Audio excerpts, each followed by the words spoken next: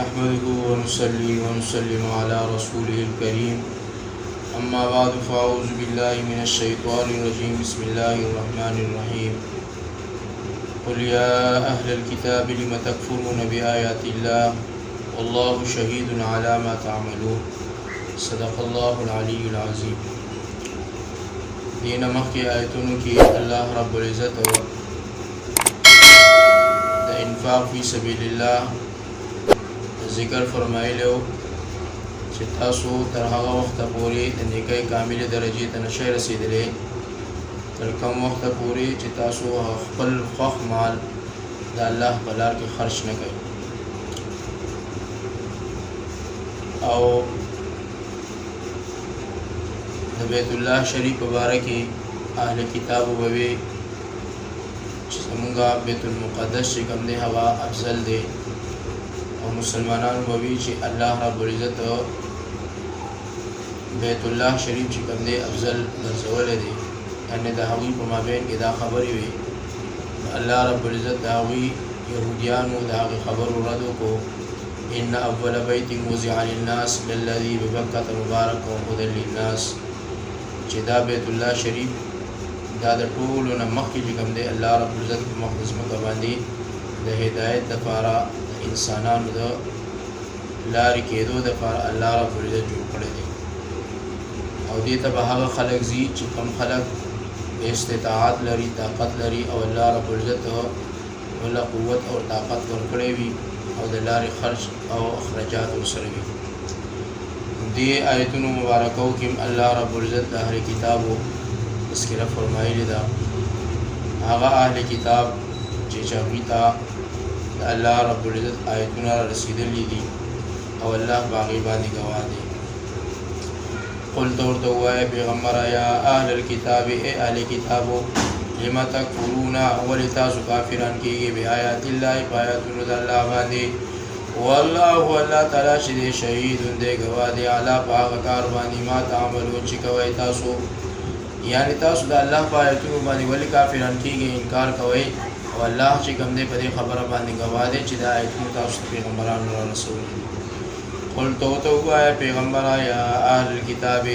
ای اهل کتاب لم تصدون ولې تاسو منع کوئ عن سبیل الله د لارې د الله نه من هغه څوک آمنه چې ایمان یې راوړی دی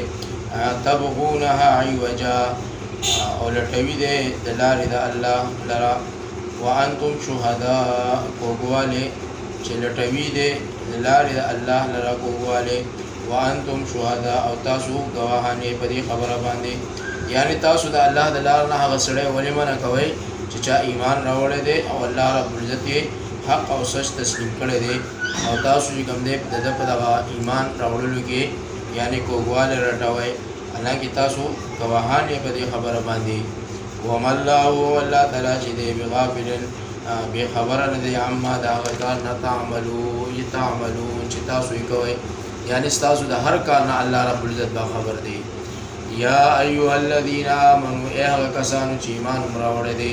ان تطیعوا که تاسو حکم منئ فریقا د یو ډلې من الذین د هغه کسانو نه اوتوا الکتاب چې ورکړی شوی دی لره کتاب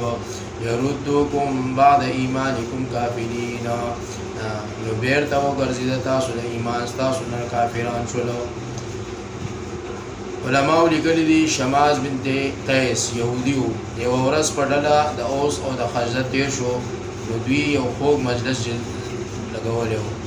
او هغه ده ورته وویل چې تاسو نه هغه تېرې دشمنۍ هېرې شولې چې تاسو مسلمانانو سره یعنې دشمنۍ کولې جنګونه هم کول یعنې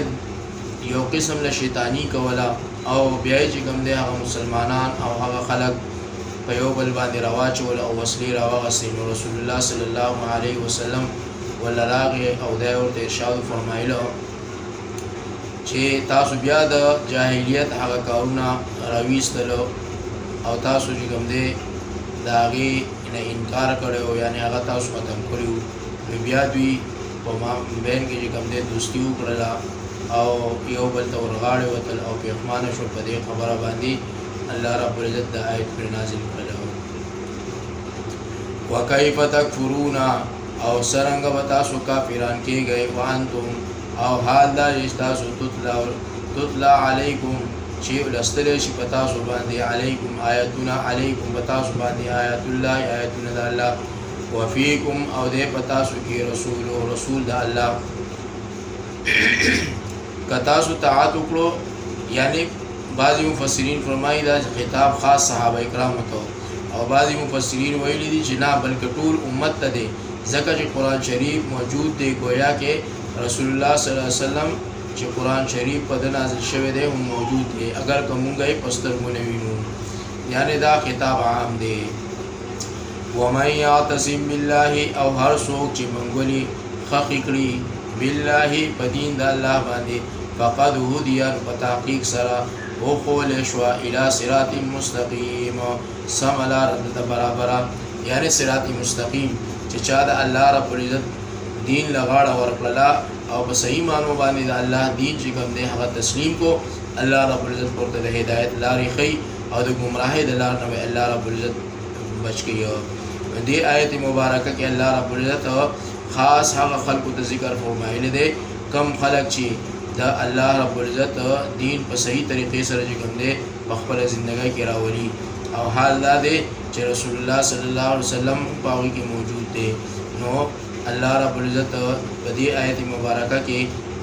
یو عام پیغام انسانانو ورکړی دی او یو د هغه وخت خاص انسانانو الله پیغام ورکړی چې په تاسو کې پیغمبر موجود دی څنګه به کوم دی تاسو د کفر لاره اختیار وای او عام انسانانو ته دا پیغام دی چې چا د الله په دین باندې منګول حق کړلی یعنی د الله دیني کوم دی په خپل ژوندۍ کې راوستو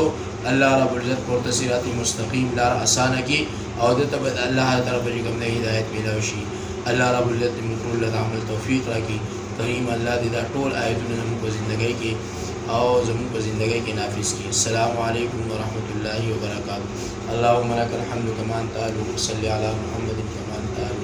وفعل بنا ما انت اهل فانك اهل التقوى واهل المغفرة رضينا بالله ربا وبالاسلام دينا وبمحمد صلى الله عليه وسلم نبيا ورسولا کریم الله زموږ د ملک والا دستي قرآن کریم راوړي یا الله قوانین د قرآن راوړي یا الله زموږ عدالتونو کې زموږ په تعامل کې تاثیرونو کې الله د قرآن کریم والا دستي راوړي یا الله د غیر د طریقو نه زموږ حفاظت وکړي یا الله زموږ ټول ژوندۍ خپل محبوب او مبارک طریقو باندې ژوندۍ جوړولو او تیرولو یا الله موږ عزم اراده ورکړي یا الله توفیق راکړي صلی الله علی النبی الکریم وعلى آله وصحبه اجمعین آمین